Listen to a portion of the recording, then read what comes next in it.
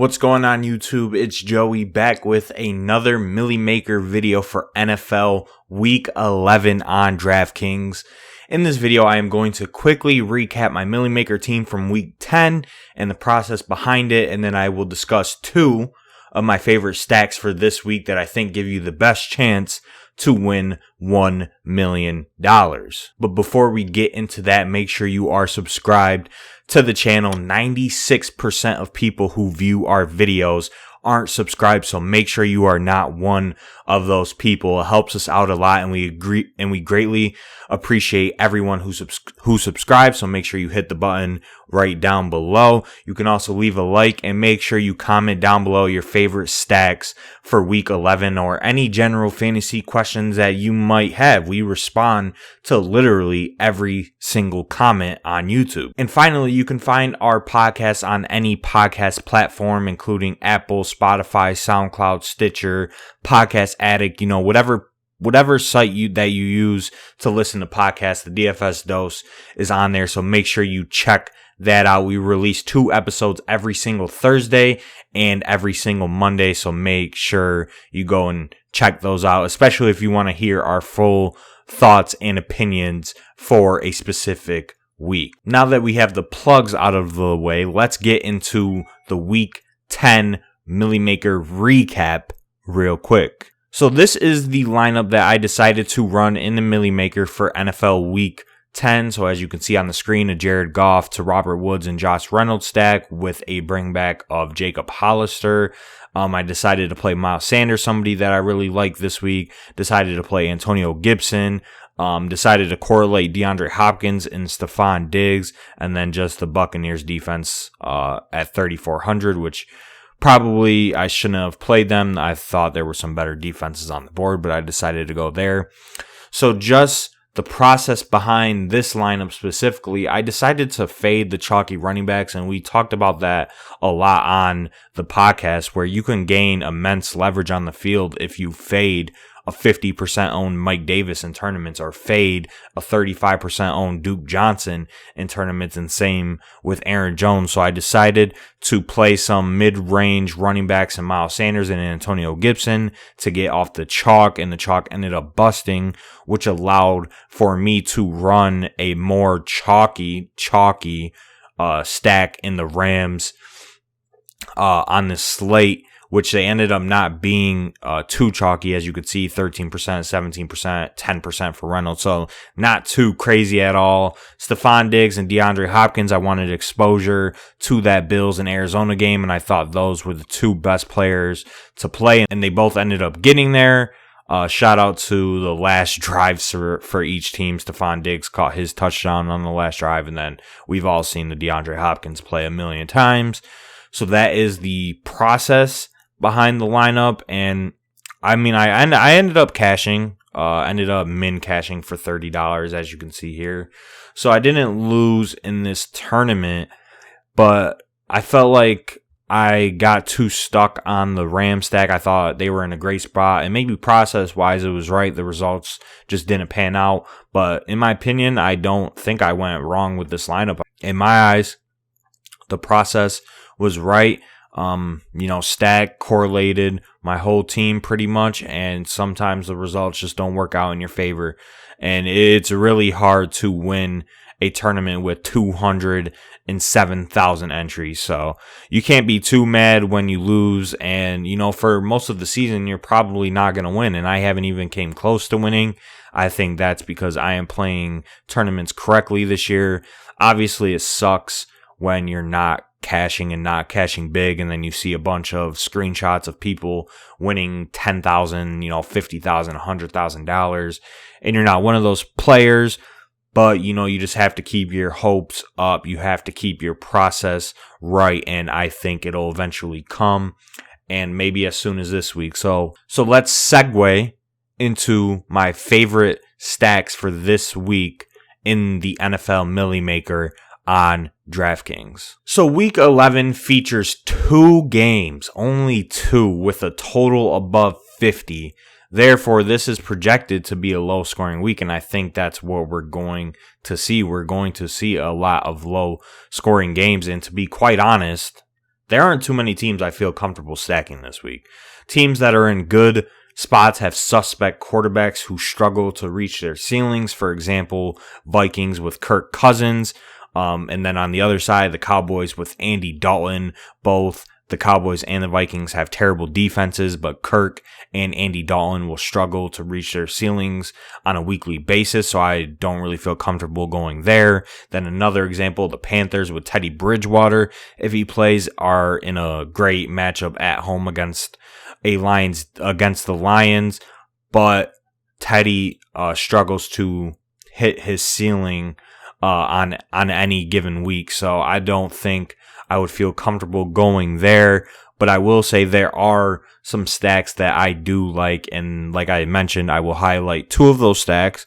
But before I highlight those two, I just want to give an honorary mention to two stacks. So essentially four, but I'm not going to go in depth on these first two. So the first honorary mention that I just want to give is the Chargers. As you can see here, Justin Herbert, 6,800.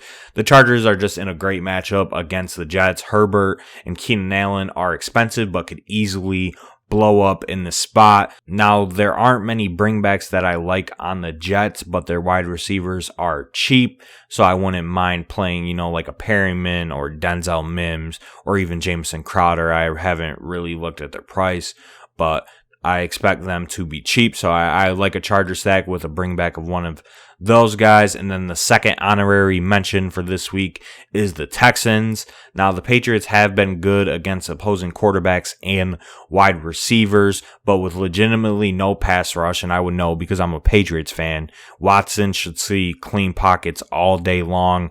And with cheap price tags, in my opinion, for Deshaun Watson, Will Fuller, Brandon Cooks, etc., this is a spot where I think you can stack the Texans at lower ownership in a game that could be potentially high scoring, and Vegas does not believe that, and nobody is going to be on that this week, in my opinion. So that is an honorary stack that I like. But for this video, I'm going to highlight two of my favorite stacks, and that first stack is the Baltimore Ravens. So the Ravens in week 11 are at home against Tennessee, and this is a clear bounce back spot for Lamar Jackson and the Ravens. At home against the Titans, a team allowing the 7th most points per game on DraftKings to opposing quarterbacks and allowing the 2nd most points per game to opposing wide receivers. I think this is a spot where you target Lamar Jackson, Hollywood Brown, and Mark Andrews. Now, I will say I am expecting this to be a popular stack this week on a week where there are no dual threat quarterbacks besides Lamar Jackson and Deshaun Watson, and the prices on the Ravens also will make them appealing. Now, 2020 Lamar Jackson hasn't been the same player as 2019 Lamar Jackson, but his rushing floor is still incredibly high with 45 rushing yards in every single game but one this year. And while he hasn't been good in the passing game, this is a clear smash spot for him, and he's a threat to get the coveted double bonus in this game. Hollywood Brown has been trash, to be honest. He has been one of the worst wide receivers in the NFL this year, but at 5,800, he has slate winning upside due to his speed and his big play ability, or I should say his big play ability. I truly can't cap for him because, like I said, he has sucked. He can't get open, but this is a spot where I'll take a chance on a guy who has underperformed all season in Hollywood Brown. Mark Andrews at 4.9K figures to be one of the best tight end plays on the slate. This is a tight end that has serious touchdown upside as Lamar's favorite red zone option, and he leads the Ravens with 6 targets inside the 10-yard line. So Mark Andrews at 4.9K is one of my favorite tight end plays on the slate. I probably won't go there in cash games, but in tournaments, and especially if you're stacking the Ravens, he is one of the best options on the board at a very affordable price. So I love Mark Andrews this week. Now, there are numerous Titans players I would consider as bringbacks. AJ Brown is appealing. Derrick Henry is appealing at 8,000, and Corey Davis at 4,800 is also appealing. I think those are the only 3 guys I would consider as a bringback option in this stack.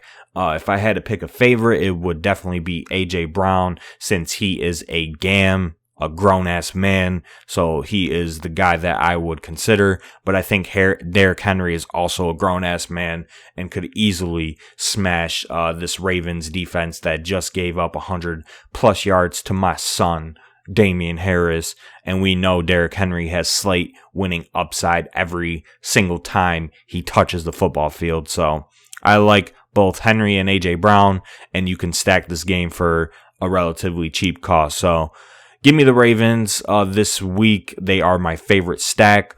But with that being said, I'm going to highlight my second favorite stack for this week. And that stack is the Pittsburgh Steelers. So the Steelers are traveling to Jacksonville in a clear smash spot against a Jaguars defense that is bottom 5 in every major defensive category. They literally can't stop a soul. They can't stop anybody. Now they have to try and stop one of the league's best wide receiving cores and one of the best teams in the NFL. Good luck, Jacksonville. You're going to get fucking crushed. At 6,700, Big Ben is one of the highest priced quarterbacks on the slate. While he has no rushing upside, he has 5 touchdown upside in this matchup against the Jags. And then as we can see here on the screen, in recent weeks, he has reached his proverbial ceiling. 32 points, 28 points, 4 touchdowns, 3 touchdowns, hit the bonus in both games. And this is what we want out of Big Ben if we are rostering him in week 11. We want him to hit the bonus. We want him to throw 4+ touchdowns, and we want him to get over 30 points so he can contend with a guy like Lamar Jackson in terms of ceiling. But in this spot against Jacksonville, I think I will be focused on getting Big Ben and his wide receiving options into my tournament lineups. But I will say, I don't think this stack is about Ben Roethlisberger. I think this stack is about the wide receivers that you can stack him with. I mean, Juju Smith-Schuster is 6,400. Chase Claypool, 6,100. Deontay Johnson, 5,900. And these are all 3 wide receivers who have 10+ target upside on a weekly basis and have incredible ceilings in the Steelers offense. These wide receivers are way too cheap in my opinion, especially Chase Claypool and Deontay Johnson, which makes this one of the better stacks on the board just because of these 3 wide receivers. If I had to pick 2 for a double stack, it would be the 2 guys that I just mentioned, Claypool and Johnson. I think both of them have higher ceilings than Juju, and they are cheaper. So give me those 2 guys in a double stack with Big Ben in the Millie Maker. James Conner, I think, is also a great play at 6,600. While I don't like him as much as the wide receivers, James Conner has seen 15+ touches in every single game so far this season besides 2. His ceiling is very questionable, I think, as we can see right here. Only 1 game with over 25 points on DraftKings.